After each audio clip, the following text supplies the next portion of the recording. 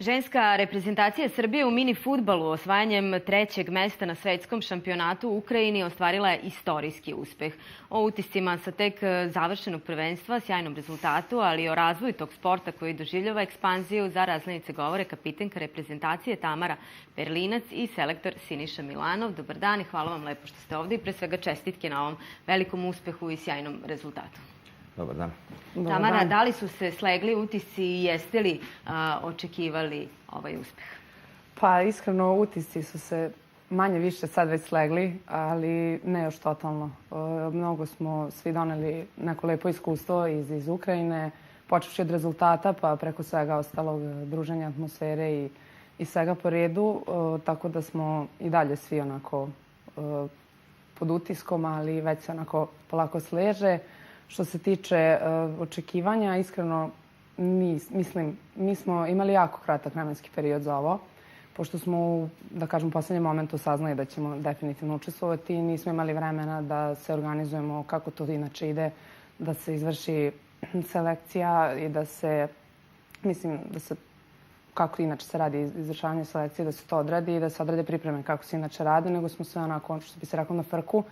Tako da išli smo naravno sa ciljem da postignemo što bolji rezultat i da osvojimo medalju, to nam je bio cilj, ali nismo očekivali ovako da ćemo uspeti ipak na kraju da dođemo do visokog mesta. Eto, na kraju smo uspeli, verovali smo u sebe, imali smo jako veliku želju i mislim da je to mnogo doprinelo ovome. Siniša, evo, u grupnoj fazi pobedili ste Indiju i Gvatemalu, izgubili ste od Egipta, a posle ste u duelu za treće mesto se revanširali. Upravo Egipt ubedljivom pobedom 6:1. Kakva je bila konkurencija i kakvo je generalno interesovanje za ovaj sport u svetu? Pa, mislim, konkurencija na svetskom prvenstvu je najbolja na svetu. Nema, mislim, mi smo bili, taj sport je u razvoju, pogotovo ženski deo tog sporta i mislim, kakva god je konkurencija, to je trenutno najbolje što svet ima od mini fudbala. Kada smo došli tamo, kada smo svi zajedno pogledali ostale ekipe, videli smo da imamo neke šanse i videli smo da možemo da tražimo svoje mesto u prve 3 ekipe sigurno, međutim, mi nismo, što kaže Tamara, nismo bili već izgrađeni kao tim, nismo timski duh, polako smo gradili timski duh, polako smo prepoznavali od igrača koliko ko može da pruži i mislim da bukvalno tako i raslo. Znači, mi smo iz utakmicu postajali sve bolji, disali smo jedan za drugog, bukvalno smo tek, kažem, utakmice za treće mesto, mi smo pokazali možda najviše, fudbalski najviše smo pokazali tek utakmice za treće mesto, dok i utakmica polufinala je bila taktički besprekorna.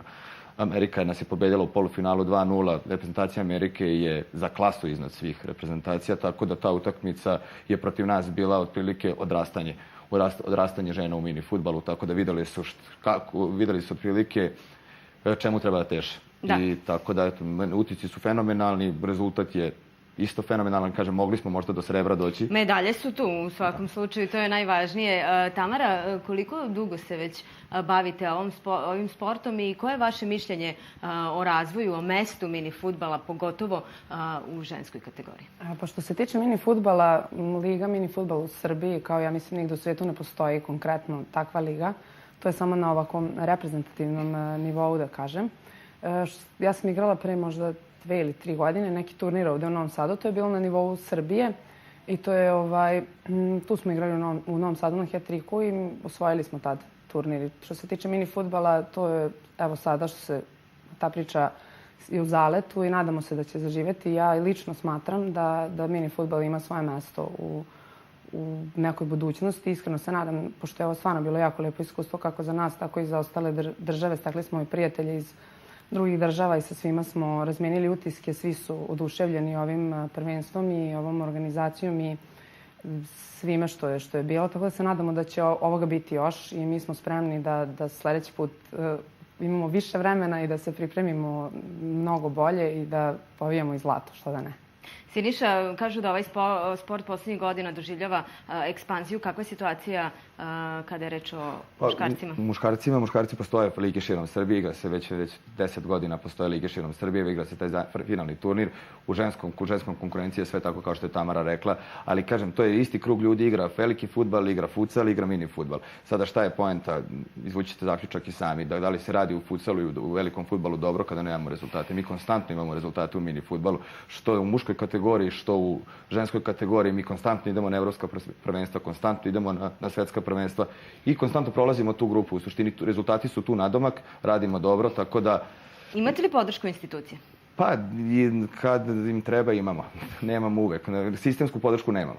Nemamo uvek i to je u suštini, možda nam i ne treba, generalno nam i ne treba sistemska podrška ako ćemo uz tu sistemsku podršku dobijati onaj ružni deo te podrške što ide. Da li je to neka igračica koja ne zaslužuje mesto ili neku stručnom štabu koja ne zaslužuje mesto tu. Tako da ova priča je sa te strane čista priča. Sve devojke koje su išle sa nama u Kijev, tu su zbog svojih kvaliteta. Ekipa je bila, disali smo stvarno kao jedan i napravili smo tu hemiju kao jedan. Nešto tipa kao Montevideo, što je tako da i zato i to je i donalo taj rezultat i ja mislim da bi samo jedan pogrešan šraf u tom cijelom sistemu koji smo mi pravili razbio cijelu tu priču. Tako da ova medalja nije plod, ne znam, Nikoline Batinić koja je možda najbolji igrač, nego je plod celog tima. Verujte mi, bukvalno celog tima, od pomoćnog trenera Lazara Babića do Jovane Drobac koja je možda imala najmanju minutažu ili bilo koga. Znači, bukvalno svi su bili jednako važni i svi smo bili jedan tim. I to je, eto, taj tim je bronzan tim na svetu. I ovo je sjajan način da završimo ovaj razgovor. Naravno, mi vam želimo puno sreće i u svim daljim takmičenjima i ja se nadam da se ponovo vidimo ovde